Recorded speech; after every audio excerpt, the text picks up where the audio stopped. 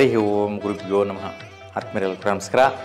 ಆತ್ಮೀಯರೇ, ಮಾಸ ಭವಿಷ್ಯ ಕಾರ್ಯಕ್ರಮಕ್ಕೆ ತಮ್ಮೆಲ್ಲರಿಗೂ ಕೂಡ ಸ್ವಾಗತ. ಈ ಮಾಸ ಭವಿಷ್ಯ ಕಾರ್ಯಕ್ರಮದಲ್ಲಿ ಮಾರ್ಚ್ 2025 ಕಟಕ ರಾಶಿಯವರಿಗೆ ಯಾವ ರೀತಿ ಇರುತ್ತೆ ಅನ್ನೋಂತಹದನ್ನು ನೋಡೋಣ. ನೋಡಿ, ಕಟಕ ರಾಶಿಯವರಿಗೆ ಈ ಒಂದು ಮಾರ್ಚ್ ತಿಂಗಳು ಯುಗಾದಿ ಬಂದುಬಿಡುತ್ತೆ. ಯುಗಾದಿಗೆ ಮುಂಚೆ ಬರುವಂತಹ ಮಾಸ ಫಾಲ್ಗುಣ ಮಾಸ, ಕ್ರೋಧಿನಾಮ ಸಂವತ್ಸರದಲ್ಲಿ ಕೊನೆಯ ಮಾಸ. ಹಾಗೆ ಪ್ರತಿಯೊಬ್ಬರಿಗೂ ಕೂಡ ಯಾವ ರೀತಿ ಡಿಸೆಂಬರ್ ತಿಂಗಳು ಬಂತು ಅಂತಂದರೆ ವರ್ಷದಲ್ಲಿ ಅಂತ್ಯದ ತಿಂಗಳು ಅಂತೀವೋ, ಈಗ ಫಾಲ್ಗುಣ ಮಾಸ ಕೂಡ ಪ್ರತಿಯೊಬ್ಬರಿಗೂ ಕೂಡ ಯುಗಾದಿಗೆ ಮುಂಚೆ ಬರುವಂತಹ ಮಾಸ, ಕೊನೆಯ ಮಾಸ, ಈ ಸಂವತ್ಸರದಲ್ಲಿ ಕೊನೆಯ ಮಾಸ. ಹಾಗಾಗಿ ಸುಫಲಗಳನ್ನು ಪಡೆಯಬೇಕು ಅನ್ನುವಂತಹ ಒಂದು ಪ್ರಯತ್ನಗಳು, ಫಲಗಳು, ಆಲೋಚನೆಗಳು ಇರುತ್ತೆ. ಹಾಗೆ ಆ ವಿಚಾರವಾಗಿ ಯಾವ ರೀತಿ ಇರುತ್ತೆ ಅಂತ ನೋಡೋಣ. ನೋಡಿ, ಕಟಕ ರಾಶಿಯವರಿಗೆ ಬಹುಮುಖ್ಯವಾಗಿ ಸ್ವಲ್ಪ ಆರೋಗ್ಯ ಸ್ಥಿತಿಯಲ್ಲಿ ವೈಪರೀತ್ಯ ಇರುತ್ತೆ. 14ನೇ ತಾರೀಕುವರೆಗೂ ಆರೋಗ್ಯದಲ್ಲಿ ವ್ಯತ್ಯಯಗಳು, ವೈಪರೀತ್ಯಗಳು ಸಾಧಾರಣ ಮಟ್ಟಿಗೆ ಇರುತ್ತೆ. ಸ್ವಲ್ಪ ಸೂರ್ಯ ದರ್ಶನ ಮಾಡಿ, ಮಹಾವಿಷ್ಣುವಿನ ಒಂದು ಆರಾಧನೆ ಮಾಡಿ, ತುಳಸಿ ಅಷ್ಟೋತ್ತರ ಮಾಡಿಸ್ಕೊಳ್ಳಿ. ಆರೋಗ್ಯದಲ್ಲಿ ಯಾವುದೇ ರೀತಿ ವೈಪರೀತ್ಯಗಳು ಬರೋದಿಲ್ಲ. 14ರ ನಂತರ ವಿಶೇಷವಾಗಿ ಒಂದು ಭಾಗ್ಯದ ಬಲ ಬರುವಂತಹ ಸಾಧ್ಯತೆಗಳಿರುತ್ತೆ. ಒಂದು 3-4 ರೀತಿಯ ಕೆಲಸ ಕಾರ್ಯಗಳು ಮಾಡೋಕ್ಕೆ ಪ್ರಯತ್ನ ಮಾಡ್ತೀರಾ. ಆ ವಿಚಾರದಲ್ಲಿ ತುಂಬ ಉತ್ತಮವಾದಂಥ ಫಲಗಳು 14ರ ನಂತರ ಬರುತ್ತೆ. ಆ ವಿಚಾರದಲ್ಲಿ ವೈಪರೀತ್ಯಗಳು ಇರೋದಿಲ್ಲ. ಇನ್ನು ಸ್ವಲ್ಪ ಖರ್ಚುಗಳ ವಿಚಾರ ನೋಡಿದ್ರೆ, ಮತ್ತು ವಿದ್ಯಾರ್ಥಿಗಳಿಗೆ ಸ್ವಲ್ಪ ಇನ್ವೆಸ್ಟ್ಮೆಂಟ್ ಮಾಡುವಂತಹ ಒಂದು ಆಪರ್ಚುನಿಟಿಗಳು, ಅಂದರೆ ಎಜುಕೇಷನ್ ಬಿಟ್ಟು ಮುಂದೆ ಬಿಸ್ನೆಸ್ ಮಾಡೋಣ ಅನ್ನುವಂತಹದ್ದಾಗಿರ್ಬೋದು. ಅಥವಾ ವಿಶೇಷವಾಗಿ ವೃತ್ತಿಗೋಸ್ಕರ ಖರ್ಚು ಮಾಡಿ ಯಾವುದನ್ನು ಒಂದು ವೃತ್ತಿಯನ್ನು ಪ್ರಾರಂಭಿಸೋಣ ಅನ್ನುವಂತಹದ್ದು ಸ್ವಯಂಕೃತವಾಗಿ ಆಲೋಚನೆಗಳು ಕಟಕ ರಾಶಿಯವ್ರಿಗೆ ಬರುತ್ತೆ.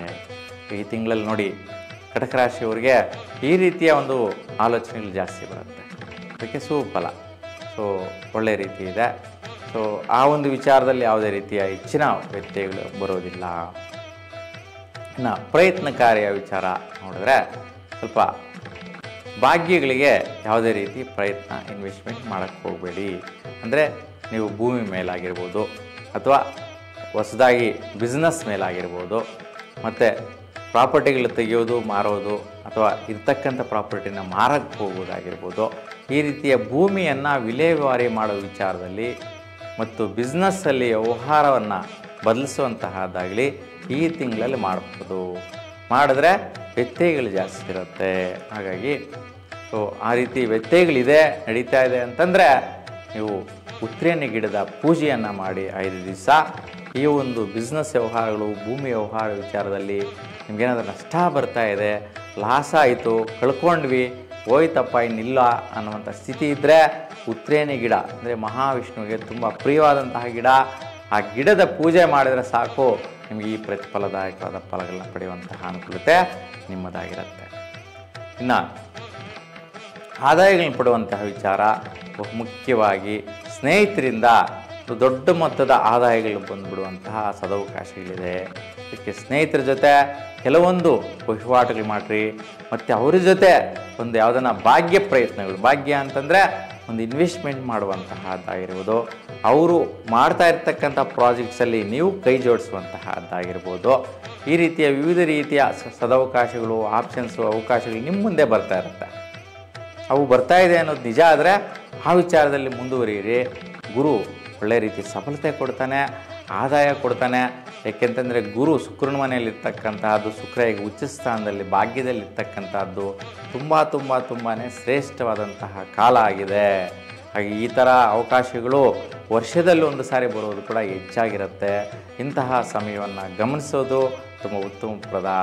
ಏಕೆಂತಂದರೆ ಗುರು ಮನೆಯಲ್ಲಿ ಶುಕ್ರನ ಮನೆಯಲ್ಲಿ ಗುರು ಅದಲು ಬದಲಿಯಾಗಿರ್ತಕ್ಕಂತಹದ್ದು.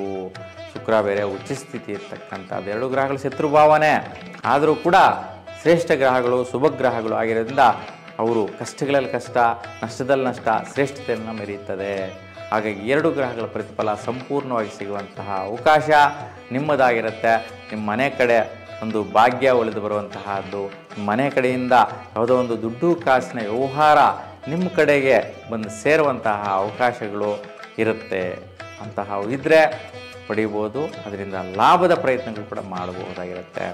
ಇನ್ನು ವಿಶೇಷವಾಗಿ ಸ್ವಲ್ಪ ಆರೋಗ್ಯ ವಿಚಾರದಲ್ಲಿ ಸ್ವಲ್ಪ ವೈಪರೀತ್ಯಗಳಿತ್ತು, ಸ್ವಲ್ಪ ಆಯಾಸ, ಸುಸ್ತು ಇವೆಲ್ಲ ಕೂಡ ಈ ಒಂದು ತಿಂಗಳು ಮಾರ್ಚ್ 29ಗೆಲ್ಲ ಶನಿ ಮೀನರಾಶಿಗೆ ಹೋಗೋದ್ರಿಂದ ನಿಮಗೆ ಕಷ್ಟಗಳೆಲ್ಲವೂ ಕೂಡ ನಿವಾರಣೆ ಆಗಿಬಿಡುತ್ತೆ. ಇಷ್ಟು ದಿನ ಅಷ್ಟಮ ಶನಿ ನಡೀತಾ ಇದ್ದಿದ್ದರಿಂದ ಸ್ವಲ್ಪ ನಷ್ಟ ಕಷ್ಟಗಳನ್ನು ಅನುಭವಿಸ್ತಾ ಇದ್ರಿ ಶನಿಯ ಪ್ರಭಾವದಿಂದ. ಇನ್ನು ಮಾರ್ಚ್ 29 ನಂತರದ ದಿನಗಳಲ್ಲಿ ಮುಂದೆ 2.5 ವರ್ಷಗಳ ಕಾಲ ಮೀನ ರಾಶಿಯಲ್ಲಿ ಸಂಚಾರ ಮಾಡುವಂತಹ ಶನಿಯಿಂದ ನಿಮ್ಮ ರಾಶಿಯವರಿಗೆ ಶನಿಯ ಪ್ರತಿಫಲಗಳು ತುಂಬ ಚೆನ್ನಾಗಿರುತ್ತೆ.